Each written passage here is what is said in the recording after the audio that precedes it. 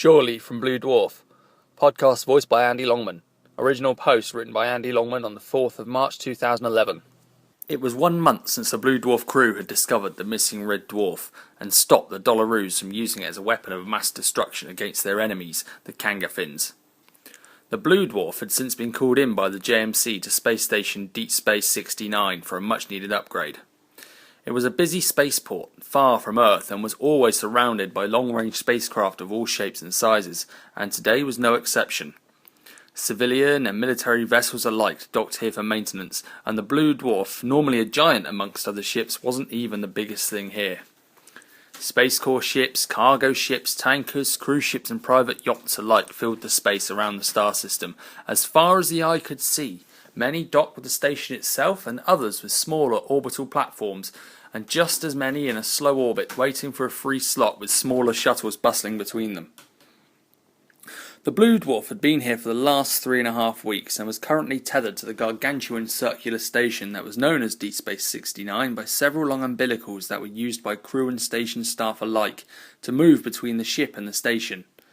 As one of the larger ships, it remained in open space for maintenance rather than be brought to dry dock, and so it was here, nestled between a Space Corps carrier and a vast oil tanker, that it now sat, its freshly clean blue paintwork standing out amongst a sea of greys and whites of the other ships. And towards it rocketed the Phoenix. Most of the crew had been given extended shore leave during the Dwarf's upgrade, and Captain Jay Chrysler and Ensign Katrina Salter were no exception. They'd spent the last 2 weeks in the Vega star system, specifically on one of the stars orbiting Vega, Caesar's planet. Vega had been colonized a decade earlier, and its planets were collectively known as the Strip. The entire system was filled with casino planets, and Caesar's planet was one of the most well-known. Now they are on their way back to the ship. "I wonder what the crew will say," Katrina said, glancing at the wedding ring that now adorned her left hand. We didn't even tell anyone." Jay sat at the controls, wearing a cowboy hat, which he insisted was the sole reason he'd had any luck on the roulette tables, glanced back at his new wife. "I imagine Vanessa will be pretty smegged off that we didn't say anything. She is family, after all. But to be honest, who cares what people think?" "But I've married the captain," Katrina exclaimed. "People might think I'm sucking up." "You was sucking up to me a long time before I was captain." "Yuck. But still, I guess you're right," said Katrina, hanging her arms around Jay's neck. "But hey, no one can argue that Katrina Chrysler doesn't sound good. And just think, Vanessa won't be angry for long. She's going to be an aunt." Katrina patted her stomach as she said this. The Phoenix's control panel made a bleeping noise, and Jay turned his attention to the incoming message from flight control as he prepared to land in the Blue Dwarf's main hangar bay. "Well," said Jay, stepping off the Phoenix a few minutes later and handing his luggage to the scutters to return to his quarters, "I'd better head to the drive room and check in about the upgrade. See you later, Mrs. Chrysler." Katrina smiled and kissed her husband. "I'm going to head down to engineering as well. I want to see what they've done down there. This is assuming Callum's actually let them touch anything. You know what he's like when he's been drinking, which is, well, all the time." "What?" Jay snapped. "Nothing. Drinking on duty? Our chief engineer? Of course not. Preposterous.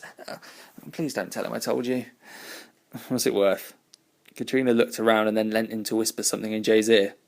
Jay raised an eyebrow before assuring Katrina that his lips were sealed. The newlyweds exchanged goodbyes and turned to walk in opposite directions, but Katrina stopped after a few steps and shouted back to Jay, "Oh, and take that damn hat off!" Jay glanced up at the cowboy hat that still adorned his head and reluctantly removed it, throwing it to the baggage scutters before leaving the flight deck and entering the express lift. Katrina happily strode into engineering. "Hey guys," she said as she entered the engine room. "I'm back. I've got news." She was cut off as the entire ship suddenly shook violently, knocking everyone off their feet. "What the smeg's that?" Callum Kachansky yelled in his broad Scottish accent as he dashed out of his office, but not before taking a gulp from a bottle of whiskey. "I don't know," Katrina replied, dashing across to a nearby damage report console as the deck plates kept rumbling, a loud explosive noise getting louder and louder. Before she could reach it, there was another, more violent tremor, and the bulkhead buckled inwards, followed by a wall of fire which engulfed the engine room before bursting through the opposite wall, and several more sections of the ship before bursting out through the ship's outer hull.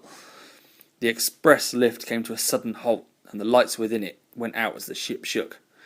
"The smeg?" Jay said to himself. "Holly, what's happening?" There wasn't any response. Holly? Nothing. Chrysler drive room. Security? Engineering? No response from anyone. Internal communications must be down. Jay shrugged, and reaching up, he opened the maintenance hatch that was set into the roof of the lift car. Heaving himself upwards, he began to climb up the lift shaft, now lit only by emergency lights. A grinding noise came from below him, and he looked down to see the lift car fall the several hundred decks to the bottom. "Well, I've had warmer welcomes home," Jay muttered. It was less than 20 minutes before Jay, having only been a few decks in the drive room at the time the lift struck, arrived in the command centre of the Blue Dwarf. "Will someone please tell me what the smeg is going on?" Amber, who was in the command chair, stood up. "Oh, thank God," she said as she spotted Jay. "Captain, look." She pointed out of the forward view screen. The giant Space Corps carrier that was alongside the Blue Dwarf, along with lots of the other larger ships in the space station itself, all now had large holes in their hulls, with flames engulfing them. The communications console was alive with the sound of incoming distress calls from dozens of spaceships. "What the hell happened?" Jay asked. "They came out of nowhere," Amber said. "An entire fleet of Hymenoptera fighters. Our sensors didn't pick them up until it was too late, and they kamikazed every Smegan ship in the area that was big enough. We were one of the lucky ones." Amber sounded like she was almost going to burst into tears, which was unusual for her. As she said this, the flaming carcass of a devastated ship drifted past, fire engulfing every square inch of the hull before it collided with another ship. "Engineering, give me a damage report," Jay ordered. Amber shook her head. "Captain, the engineering section took the brunt of the attack." She showed Jay an image on the main screen showing an external view of the ship. A gaping hole flaming around the edges now took up most of the second half of the ship's hull, the stern barely connected to the front end of the ship. No one down there could have survived. "Katrina was in there," Jay said solemnly. We just got married." Amber said nothing. She didn't need to. She could see that Jay was struggling to hold in the floods of tears he wanted to shed, not just for his wife, but for every person who was in that section of the ship.